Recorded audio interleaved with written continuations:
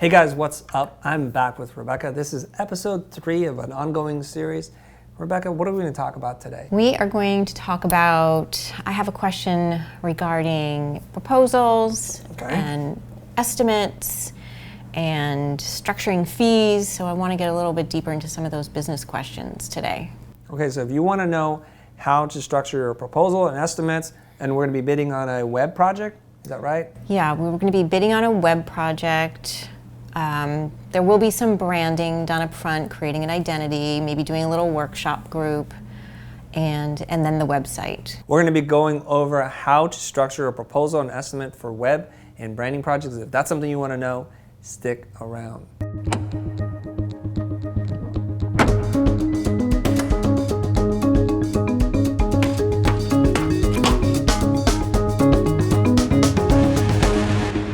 All right, so we're back.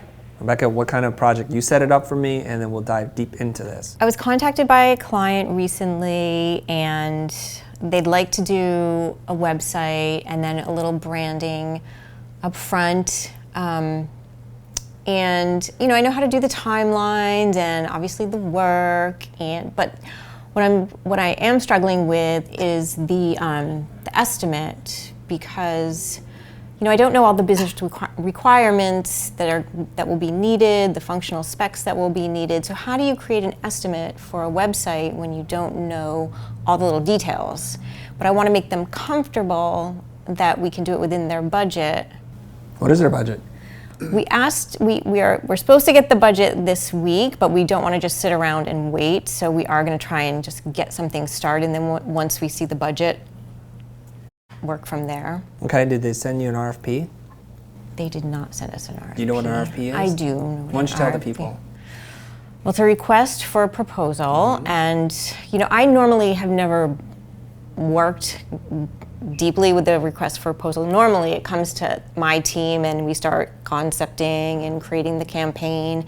So that whole business side of now how do we answer that RFP from a business aspect is a little bit tricky for me. Yeah. Because I usually just do the creative part, you know. Right. But now you're on your own, you've launched your business, and you're deep into it. You're going to get an RFP, and those of you guys that don't know what it is, it's a request for proposal, and they're going to send you project requirements, they're going to ask for capabilities, they're going to describe things to you so you know something about the project itself, and that's the first thing I have to ask is an RFP. Because what you're going to do is you're going to give them a response, and then to follow up with a scope of work document, an SOW, or statement of work. So right now, you're asked to bid on something that you have no idea what you're bidding on. Now, for a lot of you guys that do branding work, unless there's some giant unforeseen thing, you kind of know what you're getting yourself into. You know that you're going to require some research, you're going to do some initial exploration, and there's going to be a couple of rounds of refinement with the client. Then ultimately you deliver that with a style guide, maybe messaging examples, applications like letterhead, envelope, business card, signage, any kind of marketing materials that have. That's somewhat contained. We know how to bid that, right? It's the website, and the thing that you need to know about the website is that a website, it's kind of like building a house or a product. No two are the same, and you can say, well, give me a quote on a house. Well, how many bedrooms? Where is it located? What kind of features and amenities do we need? And so you have to get into that with them. So personally, I feel like it's impossible to bid a project that you don't know the scope of work. You're only then making just a crazy guess. Now, there are phases and parts to the project that you can bid for or outline, but then you need to do those things. So this is why most of the times when I'm working with a client, I'll say, we're going to charge you for strategy, and that's going to be between this dollar amount and this dollar amount. Once we're done with that, then we'll know what features and functions need to be built into the site, who the users are, etc., or if we even need to build a website in the first place. Right. I never make that assumption that they need a new website. Because if their goals aren't transactional on the website, or it's not about building a campaign or some kind of email capture thing, then there's really no point to update the site. So you're saying do some strategy work up front, charge them for that strategy work, get to know what they're trying to do, and then we can go deeper into it. It's called strategy, it's called discovery. You have to go in there and you have to figure out what you're doing. So one way to do this without having to do discovery and strategy because some clients are very set against doing that because they just need to know, are we talking to the right partners here? Right, right. So then you can say, okay, what's a site that's kind of like what we're doing? Is it just reskinning your site today? Is it adding some kind of e-commerce part of it? Is it a portal? What are we doing? Is it more like software, or are we talking about a couple of pages? And then you kind of get a sense of what it is, so that we can put them into different buckets. If you do a lot of web assignments or projects, then you kind of know it's like it's between this, and it sounds like it's going to be this kind of home. It's a 2-bedroom with a really nice modern kitchen. We know what it's going to be like. What's your experience with building web projects? Pretty extensive, I think. I mean, I've done a lot from the very beginning. From a building point, or just mostly from a design point? Doing the user journey, the experience map, starting at that point. I mean, each project is so different. You know, sometimes we do a workshop for branding to understand what their vision and values are and what the personality of the brand is, because the client doesn't even know who their brand is yet. So I think, with this client and many clients, sometimes they don't even know what it is they want. We have to do that workshop up front, like you said. That makes sense now, right? Yeah. So with the proposal that I send to them, the first proposal, just say, you know, we need to do a strategy workshop, or we need to do a branding workshop. Let's take that first step. You can also make some assumptions by looking at the current site. And you can build them a budget based on their current site, maybe 1 or 2 new features that you think they might have talked about or hinted at wanting to do. It's like you have to get to know the customer before you can actually give any kind of real advice. Right. That thing keeps coming up again, right? I think you get so nervous that you just want to get the job. Why? And so you... Wait, so you get really nervous you want to get the job? Well, you want to, you know... You want to make a good impression right away. I don't know. You know, we spoke for a while on the phone, and then you think of all these questions after the phone call, and I guess there's just needs to be a follow-up call to get more information.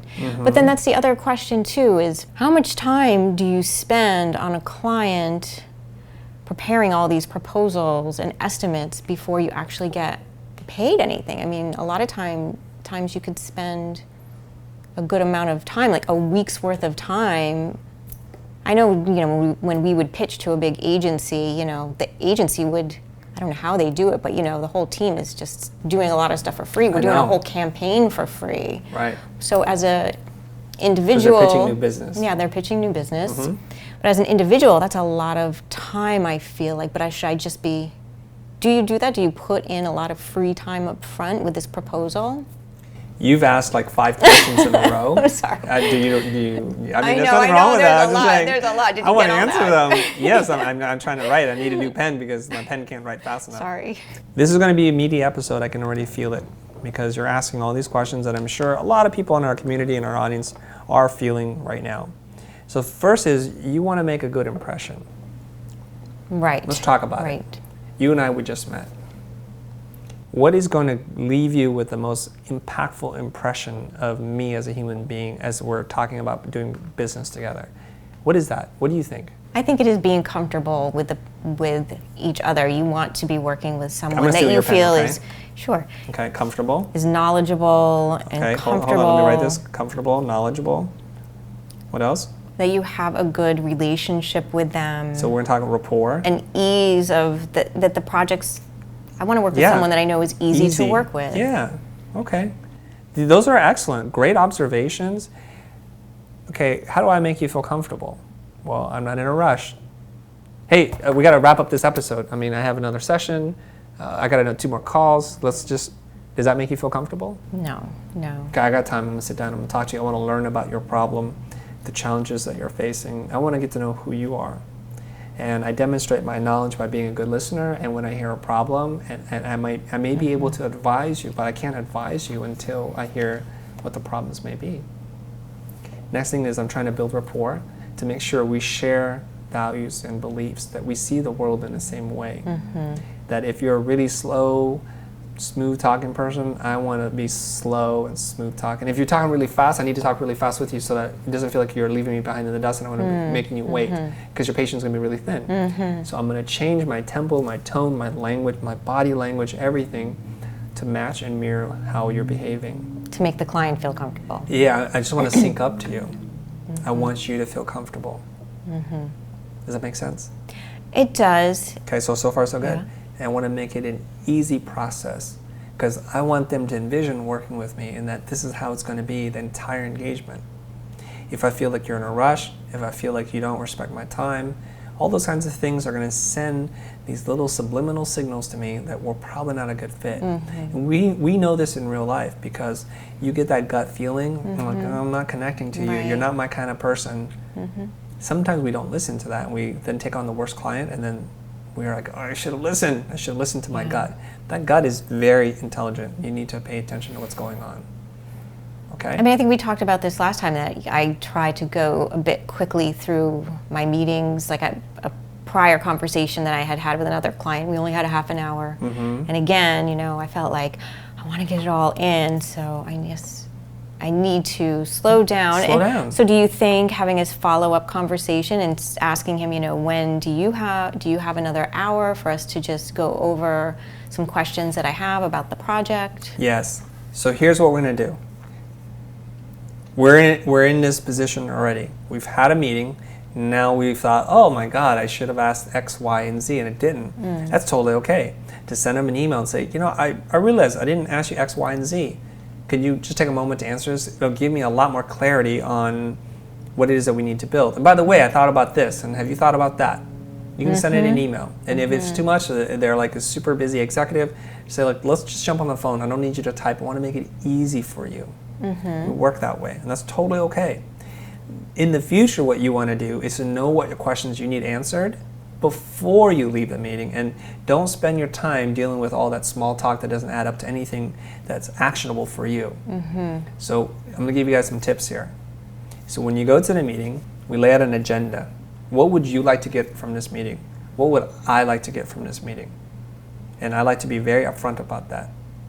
This is not a meet and greet. This is not, hey, how you doing? Let's talk about our kids and what's going on, right? This is about a business thing. So you're going to say, as the client, well, what would the client say? What do you? Let's just role play really quickly. If you're the client, I'm Rebecca, and I'm meeting you, and I'm just going to say, Rebecca, it's a pleasure to get together, and I know there's this project that we're talking about. I just want to make sure this meeting is super productive. What do you want to get away? What do you want to take away from this meeting? What would you say? Well, I have a project that's coming up, and I know that we need to launch a website fairly soon. And we've done some market research on this site, but we're not quite sure how we want to brand it, and we need the website built fairly quickly. What do you think? Is that what your clients say? Well, some of them. Okay. Most of my clients don't say that. Most of my clients say what they want from me. I need to know if you're a good partner for me. I need to know if you can do it in the time and the budget. I need to know that you have the right experience. Well, sometimes I do encounter clients that don't fully know what they want. Okay, and that's fine, and they would say that. That's why I'm just saying my clients are a little different. So when I say, what would you like to get from this meeting, they tell me what they need. Yeah. I'm considering 3 other people, Chris. You know, I want to make sure you're in the right budget. I heard good things about you, but we've never seen you work. I just don't know. And I would say the same thing. I would reflect back to them. I need to know what the project scope is, what the timeline is, how much money you have, and how you're going to make a decision. Right. Those are the clients. I've definitely worked with those clients, but you definitely also get those clients that they're not quite sure, and you need to handhold them a little bit more. So let's stay in that state. If that's truly, because I want to make sure that is exactly what they're saying to you, so I can respond. I typically have clients who are much more like, I know what I want. Right. Yes. I know what I want from you. Right. They come to you with a brief or a creative brief and a they don't have time to waste either. Right. So it sounds to me like your client is in a very early preliminary stage of looking at stuff. This is good news for you because you might be able to prevent them from talking to another person just because they have such a great connection with you. But be mindful that most people don't just shop one time and buy. They comparison shop. So if you're first, middle, or last, you need to make sure you stand out from the competition. Okay, so let's go back into that. It sounds to me like you're all like wishy-washy, like you don't even know. Okay, so I'll address that. So, okay, Rebecca, it sounds like you're pretty early in the stage of considering a firm and you don't know what you want yet. So why don't you just let me take control of this dialogue for a half second? Here's what I think. If I'm being an advisor to you, here's what you're going to know, because you're going to probably talk to a handful of people. You're going to need to make a decision. So you're probably looking for fit, like do we believe the same kinds of things? You're looking at schedule, you're looking at scope. You want to know that we have the expertise and the dev team who's working on your project. How accessible and responsive am I? Does that sound about right, Rebecca? Yes. Okay, great. So if you don't mind, I would just go through this. Okay. And I'll just answer them for you. Okay. Okay? I'm going to make this really easy for you, Rebecca. How's that feel? That would be great, because I need a partner. Right, you need a partner, and maybe you're going to step back and look, whoa, I didn't even know, and then Rebecca knows, and she's going to take me through this process, and it's going to be like holding my hand, never talks down to me. It's just a really straight shooter, and I respect that. So one of the things that, just to break the fourth wall here, the meta layer here is to kind of strip this away, and I'm going to explain to our audience what it is I'm doing. First of all, I'm just saying what I think. Have the courage to say what's on your mind. You seem confused. I say you seem confused. You seem early on in the stage. Can I help you? Can I take this a little bit? Is this what you need to know? And I know that you're going to talk to other people, so let's not even pretend like you're not going to. And I know budget's a concern. It doesn't matter if you're Warren Buffett or you're like mom and pop shop down the street. Budget's always a concern, because you never want to overpay for services. Is that right? And you need to feel comfortable with who you're going to work with. So let me do my best and walk you through this process. And even asking that question, what did I do? I made you feel comfortable. I showed you I was knowledgeable because I know what you're concerned about. I'm building rapport and making it easy. I'm doing the 4 things that you said we need to do. Right.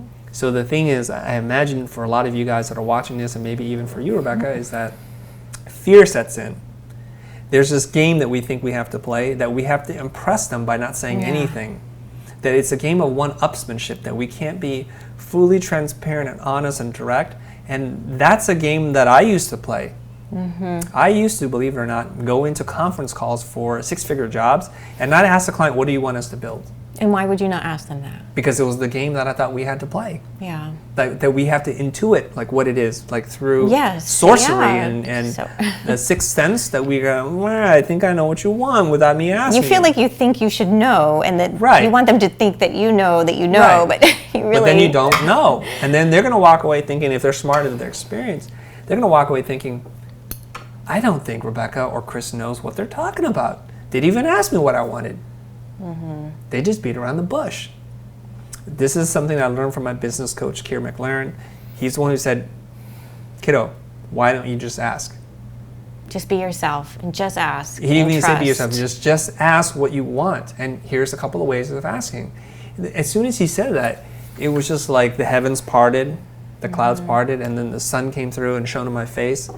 And I was like, that seems so obvious and simple, that why the heck haven't I done this?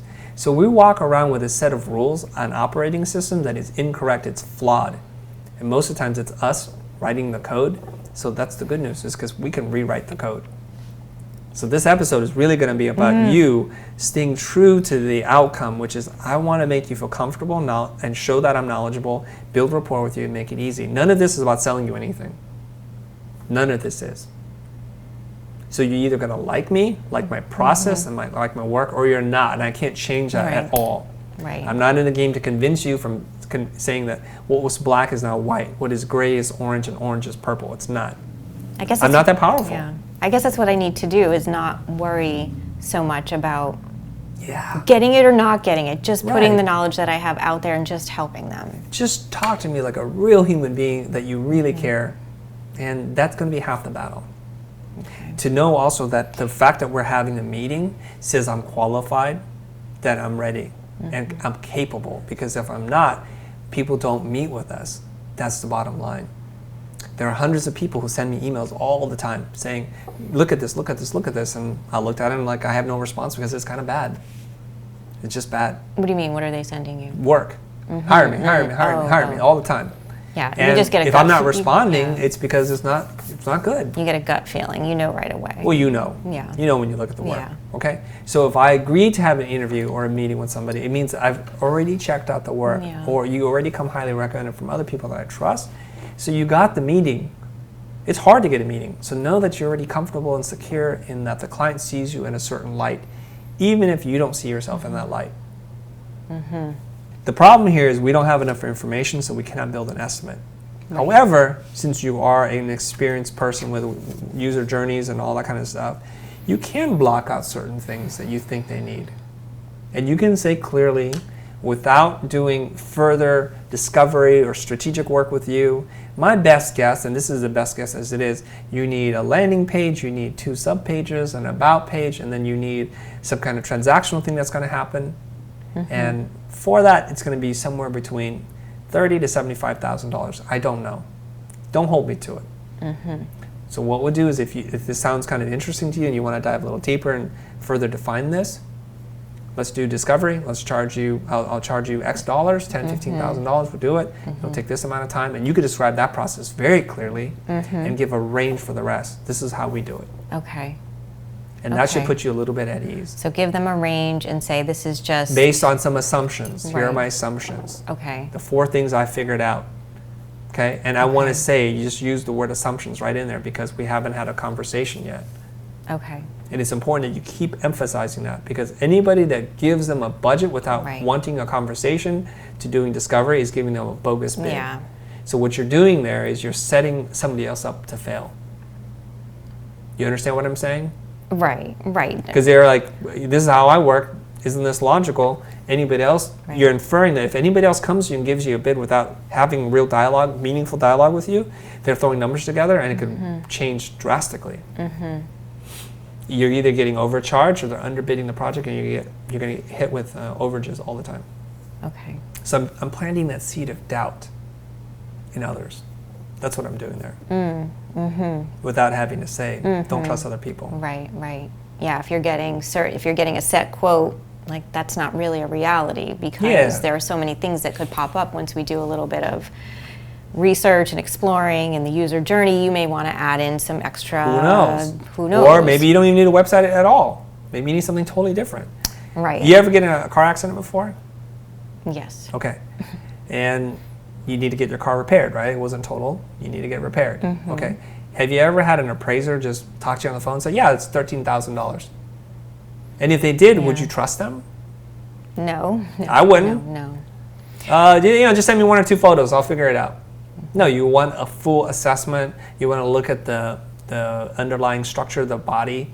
What is that called? The frame to see if it's been damaged. If there's any things that are going to happen because you, your husband, and your baby are going to be in that car. And this is not one thing that you want to save $10 on. You want to make sure that everything is tip-top shape and that the insurance is covered and it's done right and right the first time because you don't want to repair the car 3 times. That's what I'm talking about. That's why I plant the seeds of doubt. If somebody else doesn't give you a thorough diagnostic before giving you a quote, I would be concerned. But I don't say those words. I just plant the seeds. Subtly. Well, I just say this is what I do and this makes sense. And then you would infer then logically thinking the opposite would make no sense. Right. I'm trying to differentiate the whole time. Okay. All right. Makes sense. And that'll put you at ease. Okay? All right. So next time when you do your first meeting, make sure you're engaging in the right questions and you're getting structured because just know this. If you don't ask the questions now, later in your car when you have more courage, you're going to have to call them again or email them again because you knew. A lot of people are afraid to ask what the budget is up front. Yeah, well, I did. I asked. Okay, I'm just saying. A lot of people are afraid, and then they go in the car and say, I've gotten over that hurdle finally. I don't know what the budget is, and I'm just going to guess and call my friends and stress out over this. Let's move down your list here. Okay. Okay, so that was just the first part about making a good impression. Well, this will change the desire to hurry up and bid and just get something because you want to seem responsive. I think it's irresponsible to provide a bid that has no context, no understanding, no dialogue. So we're going to get rid of that. Then there's this whole idea about, when there's the first call, how much energy and effort do you put into this, to following up and spending your time building budgets, etc.? Are you pitching on things all the time? And their answer is yes and no. Let's talk about that. When we get a call, and it's for a new project, I'm going to get to the number really fast as it seems not rude to do. Okay? If it's an unqualified lead, somebody else is going to vet the client right away because they know, say Scott Rothstein, who is our executive producer, he's not going to bring me a project. Chris, Apple's really excited to talk to us about a new campaign. I'm like, how much is the budget? He says, I didn't know. I'm like, don't talk to me. Go find out. It's $12,500. See, you wasted my time. We can't do that for that. What are they thinking? No, Apple's not going to do that, but I'm just giving you an example. Don't get excited over the prospect of doing work that you forget to ask about the budget. So how do you qualify leads? Are there certain questions you ask? There are. Is it just one? No, there are tons Can you of give me a questions. few that help you to qualify your No. leads? No. How much money you got? No, I'm going to ask you right now, on the spot, what do you need to know to see if a prospect is qualified to work with you? Let's write them down. You tell me. Well, I do think budget. Right, let's write it down. Go ahead. What is it? I do think budget is important. I do Okay. want to know Right. the budget because. Of course you need to know the budget. Right. Can you afford us or not? What else? Timeline. If you if you can afford us, yeah. and the timeline's ridiculous, and there's like Halloween coming up or Yeah. Thanksgiving, and you have plans, you can't do Timeline. that. That's another question. What if their timeline is very condensed? Well, let's stay on this. All right. Let's sorry. stay on this. Time, You wanna ask your budget, qualifying timeline. I try not to let timeline get me too caught up. Well, You know what they say? Anything can be done given enough time and money. right, anything can be done. Right. So that's why Yeah. time and money. Those are your first two questions. What else? The type of project. Is it if it's a production-oriented project, I don't really want to do it. If Okay. it's a branding and So you're looking for a fit, a fit, yeah, a good fit, like a creative fit. yeah, creative fit. And you're also looking for a personality fit. Oh my God, this person, the way they're Yeah. talking is like fingernails on a chalkboard for When me. you need jobs, sometimes though, you This is that gut that we you- talked about? The gut that knows that we shouldn't work with them no matter what. And then your money, your bank account is saying, take it. Yeah, And you take yeah, it and you yeah. hate your life afterwards. I would suggest you listen to your gut, regardless Mm-hmm. of how much you think you need the money. Do without, that, yeah. because your life is too short. That's let's good. say- I mean, that's good I'm just gonna advice. say that. It's hard to take. I know it's but hard to good take. Good advice. I do feel this way. Have you ever taken a client that your gut said no and it was a And nightmare? we regret it every time. And we're like, let's be smarter. We even write protocol after every one of those things and say, how do we prevent this from happening? So we tighten the filter, we tighten the net about what gets through. That's really important. We have extensive documentation. Say, when they said this, we don't do it. When they said nope. We have whole checklists of things that Red we want to go flags. after. Yeah, that's right. Oh, you haven't secured financing? See you later. Yeah. Oh, you haven't sold the job through to your superiors? See you later.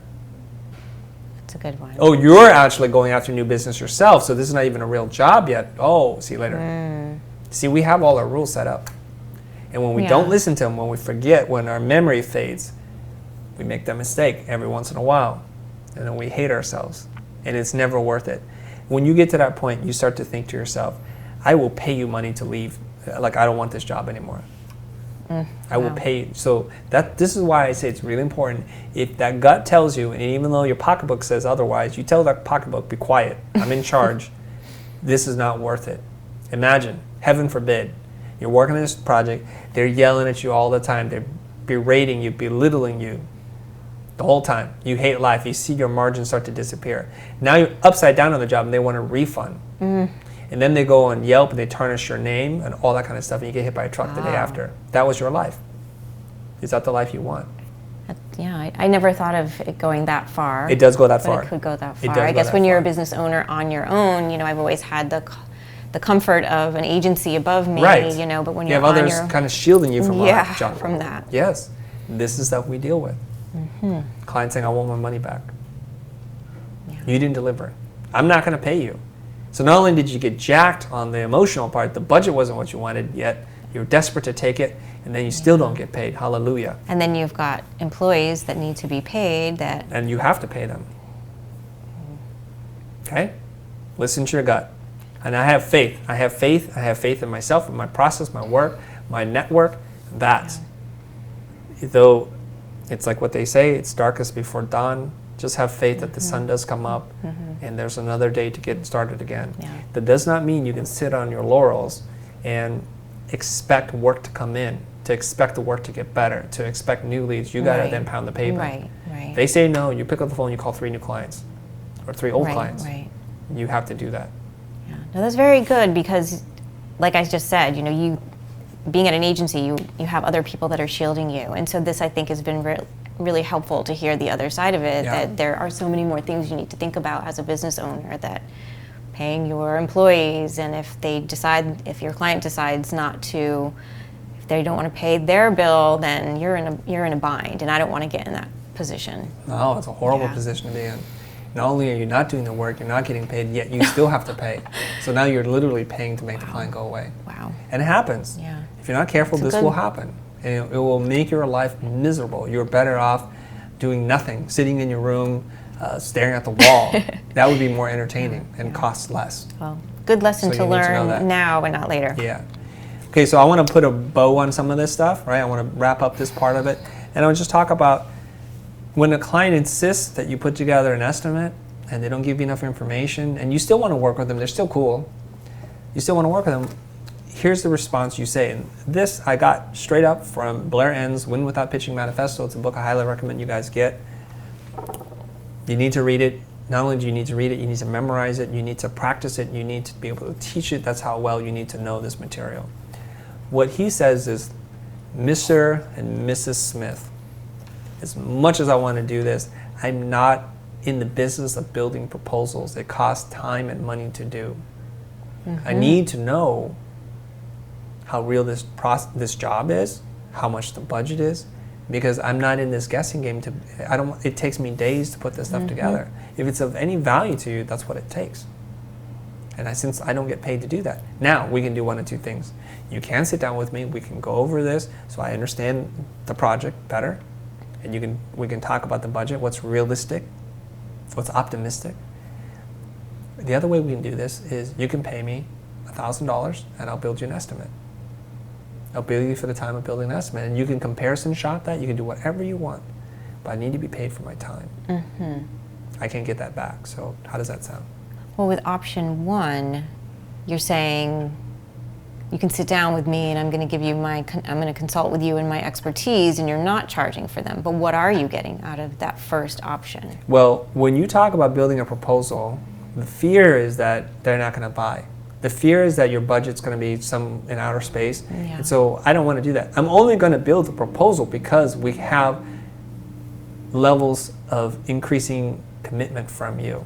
You see, every time you decide to do a meeting with me, a follow-up meeting, and a discovery, you're making little bits of agreement. So I'm bringing you in. And you notice, let me think about where this is the case. Certain organizations are adept at selling to you, the consumer. They know that the deeper you go into the conversation with them, the more likely you are to donate, to buy something, etc. Telemarketers understand this. So they ask you an innocuous question, would you like to save money this month? You're like, yeah. Then they start telling you something, and then deeper and deeper and deeper, and then they make the sale. Some of them do it over a period of days and weeks. They make you make a small commitment up front that is totally like in your best interest. Everything's cool, and then they follow up, and you feel guilty now. It's one of the principles from the book Influence by Robert Cialdini. He talks about this, that we need to seem to be consistent with our thoughts and our actions. So when you make a small action and a small commitment, you're more likely to make it again and again and again. So what you're doing is you're pulling them in, you're onboarding them slowly, versus saying, give me a little bit of information, I'm going to go away, do all the work, only for you to tell me weeks later, and you don't even call me back that it didn't work out. So that's what I'm doing. If we're going to do this, let's do it together. What's the budget? What kind of features and functions? Well, before we even get into that, who is this for? What are the business and marketing objectives you're trying to accomplish with this? Oh, okay, I get a sense of that, and I get into that and say, okay, well, based on that, it seems like something like this should be somewhere between $80,000 to $120,000. Is that kind of where you're at? Like, yeah, it is. So if I came back to you with a budget for $118,000, you're good to go. And what else are you going to use to decide who you work with? Oh, this, and that. Okay, thank you very much. And then I go back. I tell the guys the budget needs to be 118. Here's the things that we got to put in there. And they put it in. We have templates. It's ready to go. We knock it out. So you just hand over like an estimate It's a proposal. A proposal has our qualifications, has a couple of client testimonials. Yeah. It's got our approach. It's got our process, a couple of like relevant projects, and then it's got a timeline and a budget. That's a proposal. So you're doing a full proposal for them. Well, when you say a full proposal, you need to keep which- in mind the 90% of the proposal is already done. Yeah. It's been done. Yeah. It did take a Yeah. long time to make those proposals. Right. Once you get a good template going, then you just That's right. kind And of you just change out modify. the You're just modifying. modifying with the relevant parts. Because we didn't change who we were. We're not changing our staff overnight. We're not changing our client testimonials. So really what we're changing is the cover letter, the budget, and the timeline, which we Okay. have now probably hundreds of proposals that we put together that, oh, it's a web project with a little branding, or it's all branding, or it's all web, or it's design a showroom, or it's something else. And we have those things worked out. Okay, that makes sense. I think I've tried it a couple different ways, but I think I just need to get that proposal, like Yeah. you said, like a template done, and then That's right. then it's just customizing the estimate and maybe tweaking it a little bit. You're kind of in year 1, year 2 of your business, right? Yeah. That means you've prepared a few proposals. I'm in year 22, so I've prepared hundreds of proposals, and we have them ready to go. Okay. Now, Yeah. for anybody, and this seems like a natural segue, if you don't want to go through the painful process of putting a proposal together, you can buy one of ours. We sell them for $59. You just download it, and the framework is there. You have to customize the information, the content, but we show you an example. There's lots of ways to do this. Great. So if you're going to grind out this thing for like 2 days, 3 days, you might want to do it a little differently. Okay. Maybe. That's all. All right. Okay. Was this helpful to you? It was. Okay. Yeah. Great. So it went a little bit different than I thought, you guys. It went a little different in that I thought we're actually going to go into the nitty gritty, but we're not there yet because we don't know what we're bidding on, and so it's impossible for me to advise. But I can give you the best advice that I can, which is to learn to ask really smart questions up front so that you don't walk away from the meeting not knowing what you need to know, that you make the clients feel comfortable, that you're knowledgeable, demonstrate your knowledge, build rapport, and make it seem super easy. That's it. Okay. Thanks for tuning in for this episode, you guys. Hopefully we'll do many more of these things, and I'm sure we're going to learn along with Rebecca. Thanks very much.